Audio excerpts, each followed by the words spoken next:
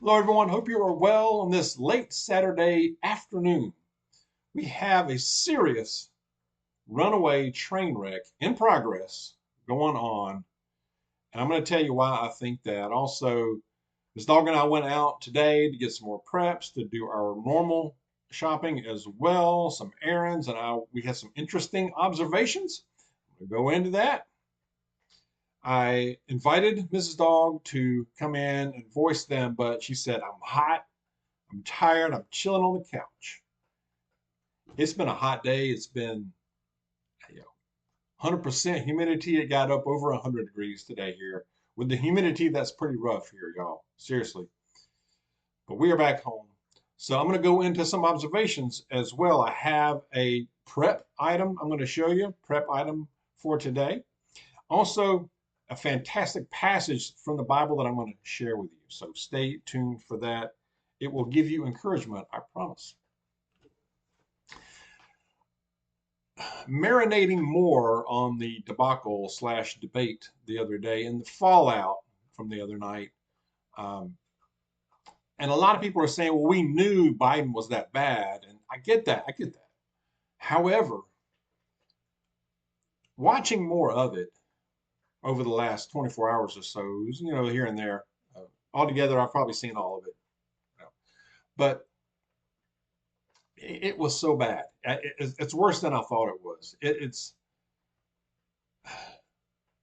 he just looks so lost. And I believe the reason it's a lot worse in this case is because before the debate, you can tell he's struggling and he looks bad with all these snippets that are in the media, his speeches, he walks off stage, he gets lost on stage, he gets guided off, all this stuff that's been leading up to the other day.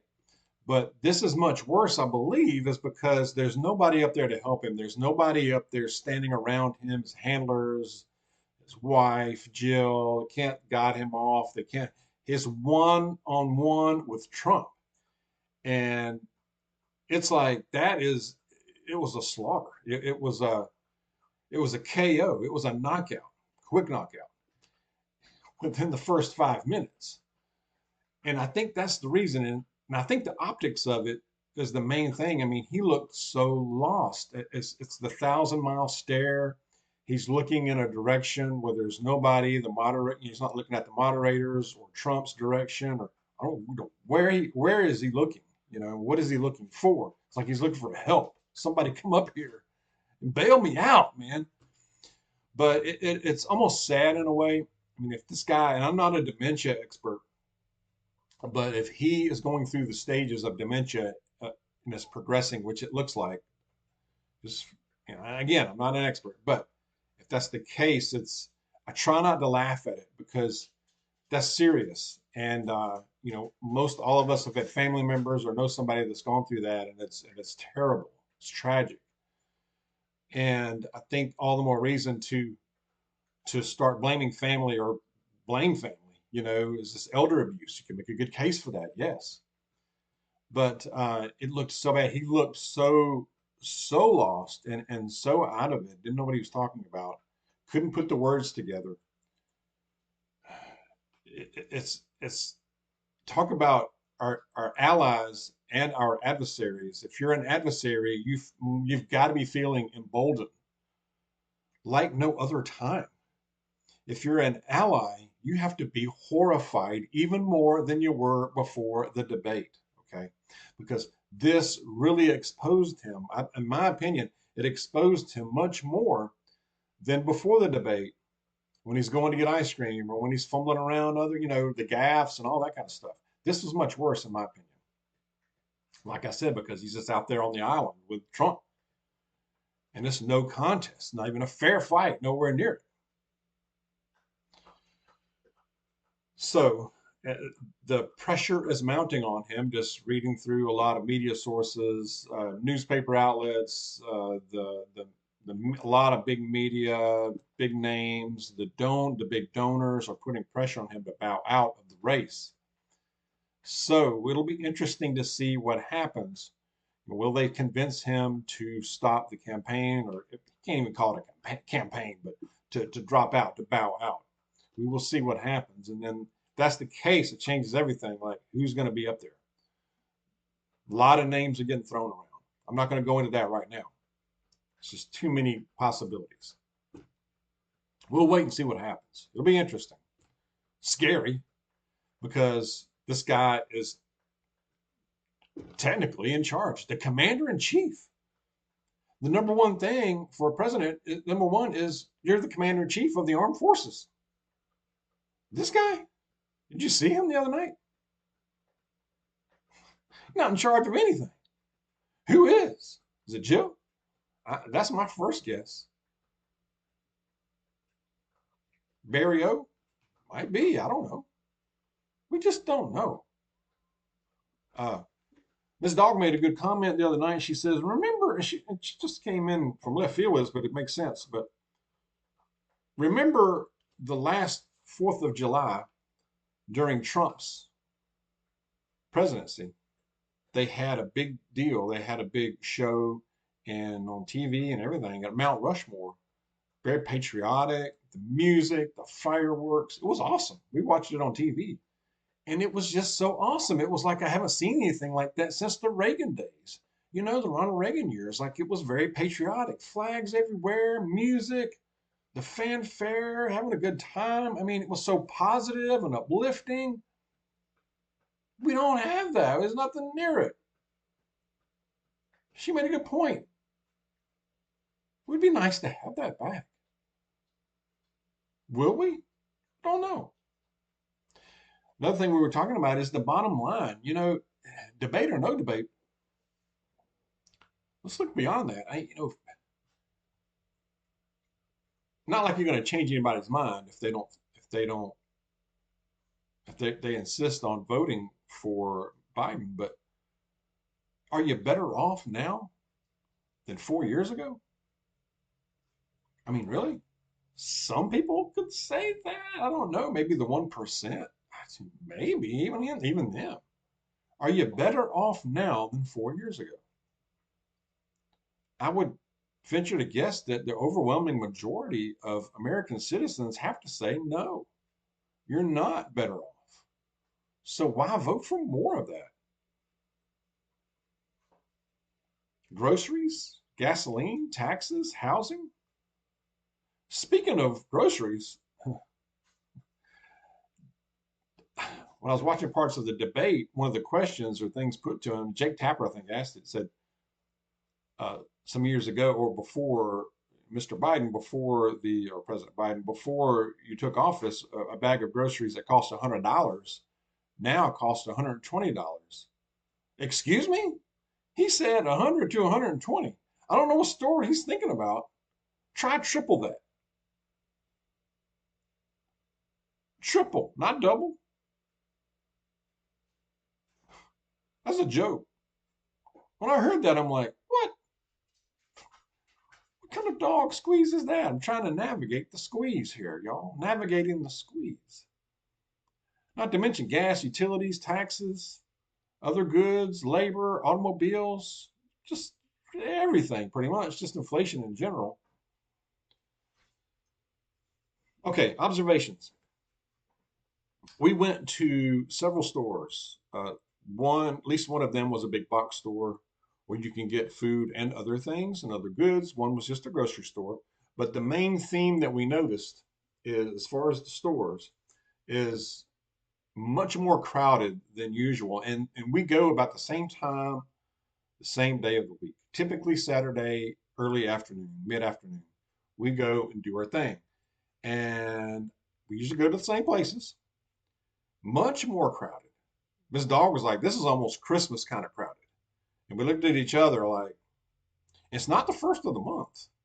I mean, today's the 29th. So what is it?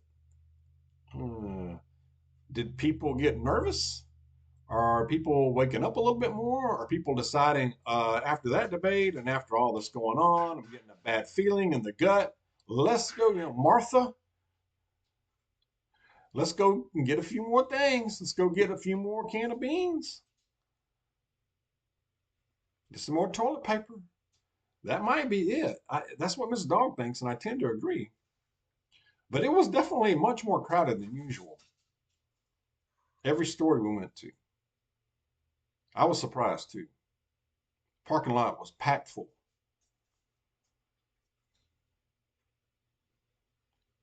On the flip side, we had we treated ourselves and went to Longhorn restaurant, and we had two gift cards from there that we wanted to use. By the way, if you get a gift card from a restaurant, use it immediately. Use it as quick as you can because the thing might be closed before you know it. Now, I don't think Longhorn, something like that's not in danger of closing, at least not right away. But I believe that almost all restaurants are in deep trouble. But anyway, I digress. We used the gift cards and it was great. But I was surprised at how not crowded that was. I shouldn't be surprised. I think people are hurting. This economy, this inflation is biting people. It is. It's biting everybody. But we went at pretty much prime time, dinner time at Longhorn, and especially in the town we were in, it's usually people waiting outside. It's usually flowing out. The waiting is you have to wait at least, even if there's just two of you.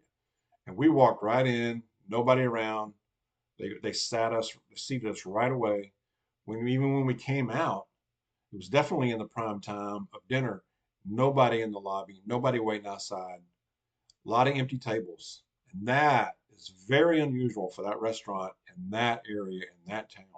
Extremely unusual. Now, I granted it's summer, summertime here, some people might be on vacations and the kind of things like that, but still, that's telling. That's very telling. We definitely noticed that. Use your gift cards though. Also at the stores, I'm seeing more people, older cars, people with the windows down, air conditioner probably ain't working anymore. People, and I'm like, I just see more people that just not only probably are poor, that definitely look it. And I believe, and I know I'm not the only one saying this, but we are in a depression. You cannot convince me that we are not. We are in a depression. We don't know the true unemployment numbers. They're going to breathe something uh, down your neck that's just total BS. But and I think that's part of it. But people look rough. They do. They look rough. And I know people, you know, go to the stores these days with, look dirty and all that. And it's hot too, though. I mean, it was hot as part of it. We probably didn't look great ourselves, but anyway, just these are just observations of ours. If you're out and about, let us know. Share what you are seeing out there. Are you seeing something similar to this, or are you seeing the opposite? It might depend on where you live or where you're visiting. But share that with us. Some prep items we were doing is some meat, protein, a tarp. We have a tarp, but it's really we need a bigger one. And the one we have is not only just not real big, but it's just old and is used out. It's used. We're still using it, but we got another new bigger one. So a tarp is a great prep item. Okay, but other than that, gardening items, stock up on, your hand tools, your protein, your toiletries, your hygiene. Think about that as well. 3 to 5 extra items if you can, as you're able. Another good prep item, the old Power Bear little radio. I do not have an affiliation with them. I just think it's a great prep item. It just runs on regular, I think it's AA batteries. Very simple. It has an on-off switch. It has a volume switch, and it has a tune switch, FM and AM. That's it. It has good old-fashioned antenna, and it sounds pretty good. This is small, but it sounds pretty darn good. Let's see if I can.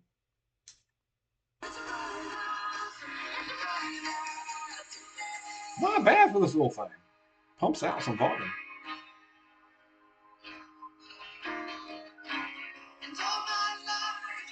It's a good song. All right. Bethel Music? I think that's Bethel Music. Anyway, great prep item. It's really inexpensive too. I can't remember. I think we got it from Amazon, off of Amazon. I can't remember how much that thing cost, but very reasonable. Okay, but a good battery operated little radio like that is good to have. You just never know. Power outages these days, man, we just don't know. But I think this country, I think uh, so much turmoil. We've got so much, who's really in charge? If we had a true urgent crisis, I think we have crisis now. The country's in crisis now, but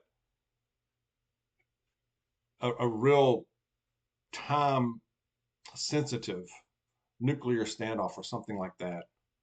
And I think we're close to that anyway. Who's stepping up? Who's really calling the shots? And will they be able to call them in time? Can you wake this guy up at 3 a.m. for a call? I don't think so. When's he getting up? 10 a.m., 11 a.m.? Who's really running the place, y'all? I just keep asking myself that. I'm going to go to the passage. All right. Exodus. Somebody was talking about Exodus in the comments a couple of videos back. So Exodus chapter 14, this is verse 13 to 14. Moses answered the people, "Do not be afraid. Stand firm, and you will see the deliverance of the Lord will bring you today. The Egyptians you see today, you will never see again. The Lord will fight for you. You need only be still." That phrase again, do not be afraid, even way back in Exodus.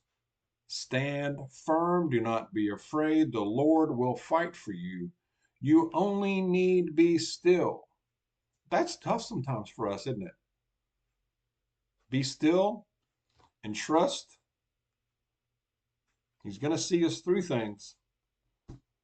Number one, prep, our faith. Keep the faith. Stay close to Jesus, our Savior. Share your thoughts. Share what you're seeing out there this weekend. Let's be safe. Let's be careful. God bless you, and I will see you soon.